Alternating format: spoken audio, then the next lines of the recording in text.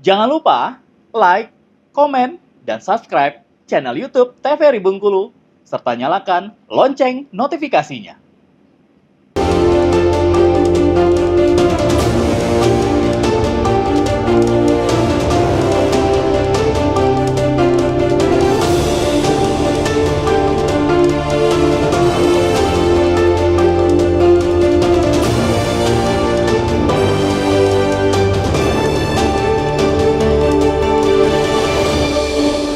Baik pemirsa kembali tentunya di Berndo TVRI Bengkulu untuk hari ini, dan kita masih berbincang tentang yang namanya perlindungan terhadap anak dengan narasumber kita ada Ibu Tris selaku Subkoordinat Perlindungan Anak, dan juga ada Mbak Lexi selaku Direktur CPWCC Provinsi Bengkulu ya. Nah, ini menarik untuk perlindungan terhadap anak ini sendiri karena banyak sekali kekerasan-kekerasan yang melibatkan anak-anak yang mungkin belum mengetahui apa itu halnya tentang yang namanya kekerasan dan lain sebagainya tentunya. Nah, untuk itu kita berbincang kembali untuk di sore hari ini dengan kedua narasumber kita, ada Mbak Lexi dan juga ada Ibu Tris tentunya. Nah, mungkin ada yang mau ditambahkan tadi sedikit mengenai jalur yang yang harusnya kalau mereka ingin mendapatkan perlindungan anak dari Subkoordinat Perlindungan Anak Provinsi Bengkulu. Ya, saya akan menambahkan sedikit. Kita kan DP3A Provinsi Bengkulu. Ya. Jadi kalau kasus itu kan kebanyakan di kabupaten ya.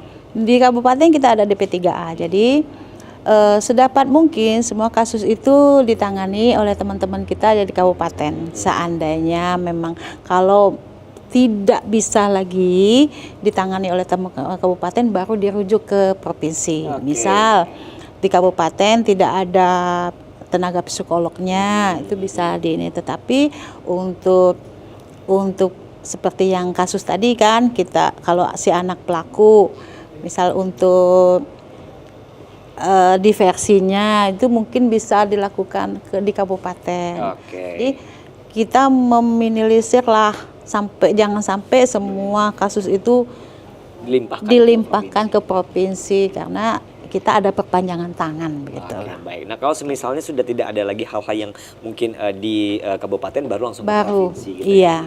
Karena tapi kalau di kabupaten kayaknya memang nggak ada psikolog atau psikiater di ada sebagian ada sudah sekarang.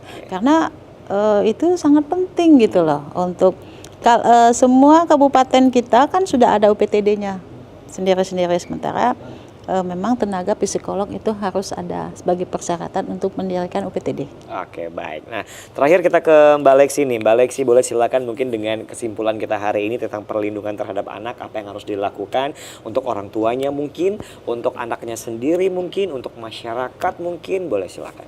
Oke, baik, terima kasih Mas.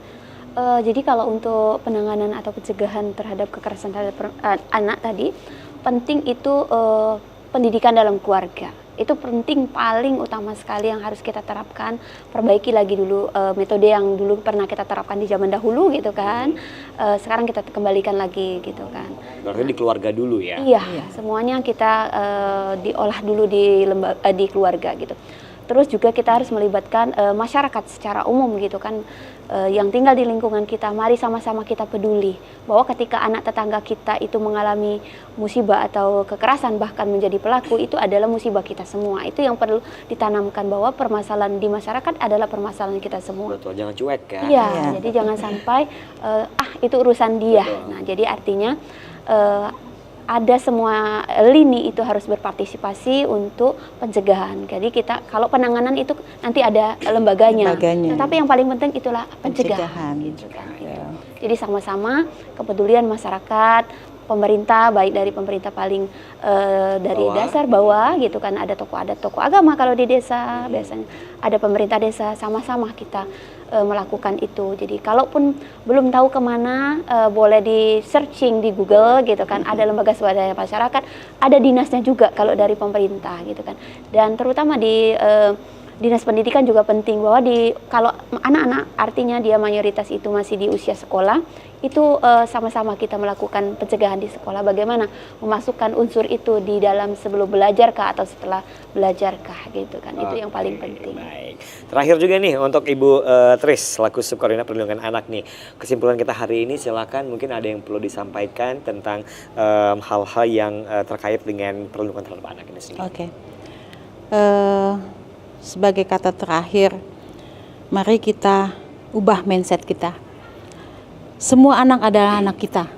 Jadi kepedulian kita yang kita bangun sekarang. Mari kita sama-sama melindungi anak. Karena kenapa? Anak itu ada cerminan kita di masa depan, gitu. Kita berdiri di sini, kita bisa ngobrol di sini karena apa? Karena pengasuhan orang tua kita dulu. Jadi memang perlindungan anak dan pemenuhan hak anak itu bukannya apa ya, bisa kita lihat hasilnya 2-3 hari, tetapi bertahun-tahun. Oke, baik. Cukup Ibu ya. Terima kasih tentunya kedatangannya di Studio TVRI Bengkulu untuk Ibu Tris dan juga Mbak Lexi, dan semoga kita paham dengan apa itu perlindungan terhadap anak dan jangan sampai terjadi ada kasus-kasus yang mungkin melibatkan anak, baik anak sebagai korban ataupun juga anak sebagai pelaku. Tentunya kita meminimalisir hal tersebut ya. Mari kita lindungi bersama-sama untuk anak-anak Indonesia karena mereka merupakan penerus dari bangsa Indonesia ini sendiri. Baik, saya Karupa pamit, terima kasih. Assalamualaikum warahmatullahi wabarakatuh dan sampai jumpa kembali.